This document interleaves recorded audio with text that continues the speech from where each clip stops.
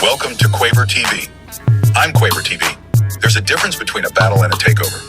One is about who wins, the other is about who owns it all. Jay-Z didn't just step into the ring with Nas, he came with blueprints, scaffolding, construction gear, and a vision. He wasn't just battling, he was renovating hip-hop in front of us. The first time I heard the Takeover, it wasn't the day it dropped. I caught it later, around the same time Renegade was doing laps in my head. I was bouncing between J and M, comparing verses, trying to figure out where the crown sat. Jay had tracks I respected, Can I Get It? Big Pimpin', Money Ain't a Thing. But something shifted in me when I heard Eminem body him on his own record. Subconsciously, I lost some respect. That line, "It murdered you on your own shit," is the most devastating thing Nas could have said, because it was true. And I already knew it before Nas even said it. Now Jay's a billionaire, married to Beyonce. He's not even in the same galaxy as the struggle anymore. I'm not hating, but I love the struggle. That's where I come from. That's where my loyalty stays. Jay's a mogul now. He don't even rap no more. So yeah, I'm a Nas fan. Old Nas. Illmatic. It was written. Stillmatic. The newer joints? Nah. Never liked some of the dudes he's been rocking with lately. But that older catalog? That's scripture. That's pain. That's street memory. But back to Jay. The Takeover was a chess move disguised as a freestyle. Dropped it live on Hot 97. Straight disrespectful. He didn't just diss Nas. He rewrote the narrative. He said, "You made one hot album every 10-year average. That's a numbers punch. And in this game, math don't lie." Then he flipped it playful. "Twinkle toes, you breaking my heart, you can't fuck with me. Go play somewhere, I'm busy." Like, what kind of grown man call out is that? It's dismissive. It's surgical. That ain't just bars. That's psychological warfare. And then he closes the verse with a bullet made of pure ego. "All you other cats throwing shots at Jigga, I only got 3 words. Fuck y'all ninjas. No rebuttal, no build-up, just a stomp." That's how you win a verse when you think you're the king and everyone else is just talking peasants. But here's the thing. Jay went first. And if he had waited, if he had held back and let Ether drop first, if the Takeover came second instead of leading the charge, we might be saying something else right now. We might be saying you got took over instead of you got Ether. That's how tight this battle was. That's how important order of operations can be in hip-hop. Timing matters. And I respect them both. But I only like one of them.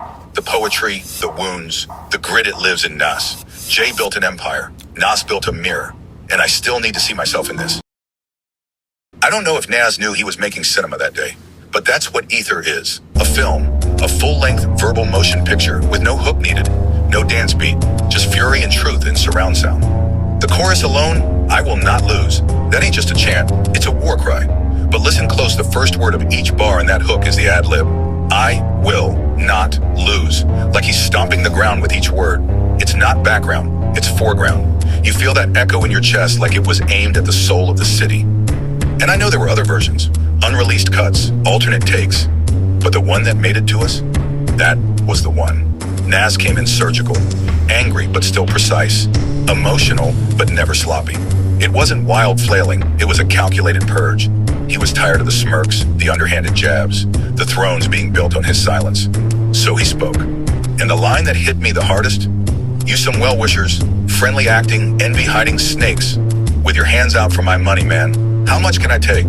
Heard it when I was asleep, that this gay Z and Cockefeller Records wanted beef. That ain't just disrespect. That's betrayal wrapped in poetry. That's street philosophy, the way Nas always did it. He took something personal, made it universal, and then made it hit like a bat to the ribs. You could feel the New York air in those lines. You could smell the tension. You could hear every pair of Timbs in the city stomping in unison when that dropped. And yeah, I didn't hear it the day it came out. I caught it later, around the same time I was going back and forth between J and M. Renegade was still fresh. I was already side-eyeing Jay a little bit after M got surgical on him, but Ether made it final. I wasn't just comparing flows after that. I had chosen a side. Jay built a kingdom, respect, but Nas gave me something else, something I could feel in my bones. Jay might have had better marketing, bigger shows, the dream life, but Nas gave me mirrors. And sometimes, when you come from where I come from, you don't want to look up, you want to look in. This ain't hate. I love to see brothers win, but I love the struggle more, because that's what raised me. That's what shaped my sound. Jay moved on. He's corporate now, married to the top of the food chain, surrounded by billion-dollar meetings and private jets. Nas still touches the pavement, even if the new music don't hit like the old stuff. That older Nas? He was the voice of the block. Ether was a moment, not just because it responded to the takeover, but because it reminded everybody that words still matter. That pain still wins when it's honest.